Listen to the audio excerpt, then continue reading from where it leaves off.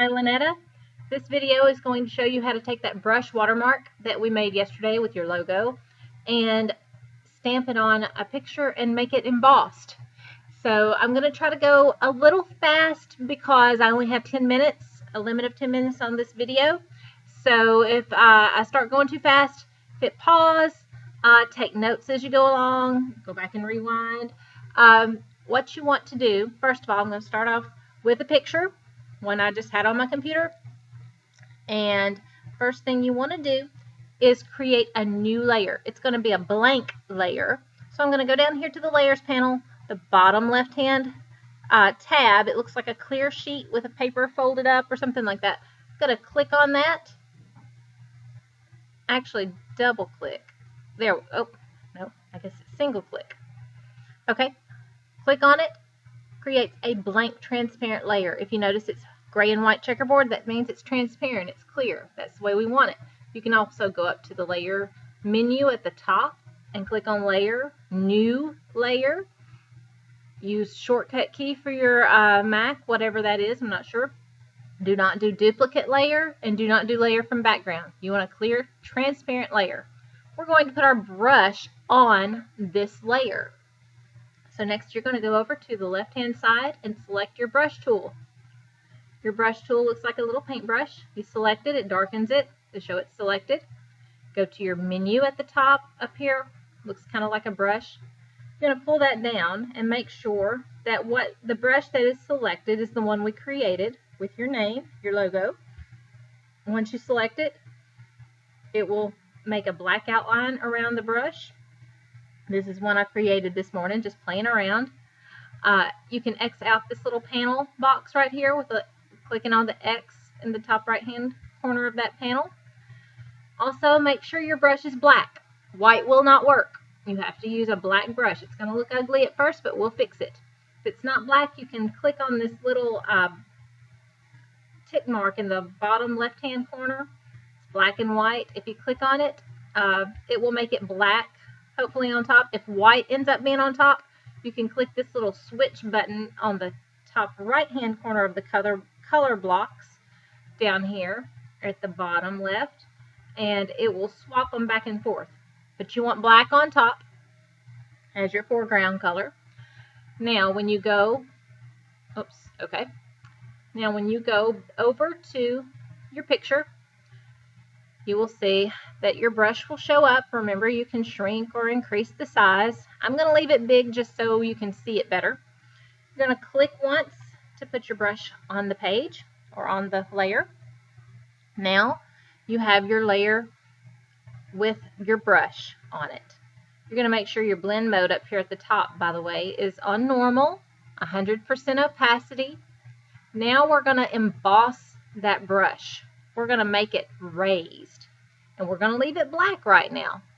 So if you go over to the right hand side of your page under the effects tab, it should be probably along the top. Make sure the effects tab is selected, not content.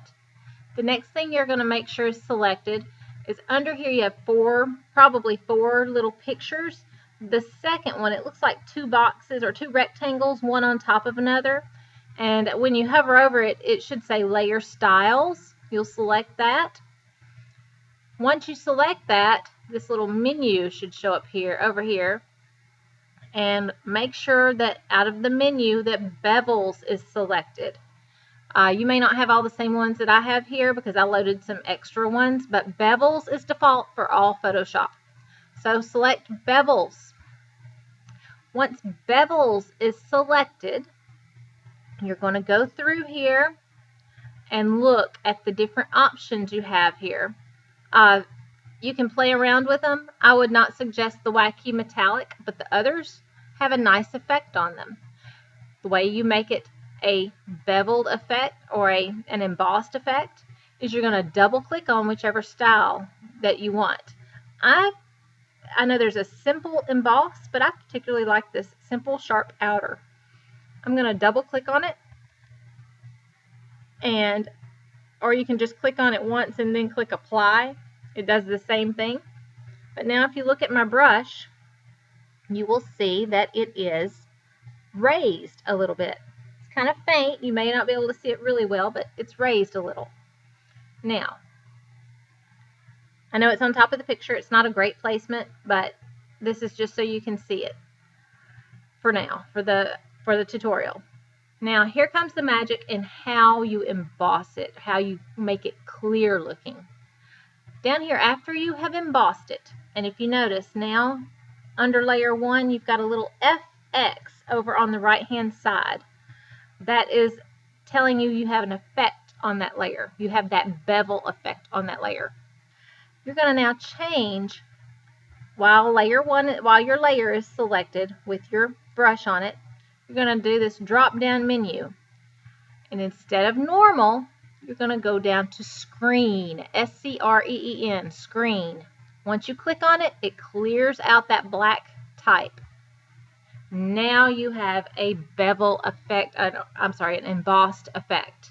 Now, if you realize afterwards that you have put it in the wrong place, or it's too big or too small, you can click on the Move tool, which is at the top over on the left-hand side. It looks like a plus with arrows, a plus arrow sign with a cursor. If you click on it, now you have dotted lines. As long as you click on it while that layer is selected, while that brush layer is selected, you have got dotted lines around your brush now. If you click on the corner, then click on one of the corner boxes. Once you click on it, now your dotted line becomes a solid transparent line.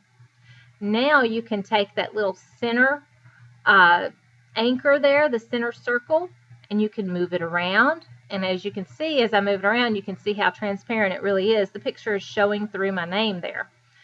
But you can move it around. You can take one of the corners there and make it bigger or smaller. So in case you didn't get the sizing right before with the bracket keys, you can do that. So to confirm that's where you want it and that's how you want it to look, you click on the check mark, the green check mark, to say, yep, that's where I want it. That's where I wanted to move it. That's the size I want. You click that. You can click off of the picture now to take those little dotted lines off of the brush. And there you go. There is your picture with your embossed watermark. I hope this helped. And if you have any questions, just shoot me an email. Let me know.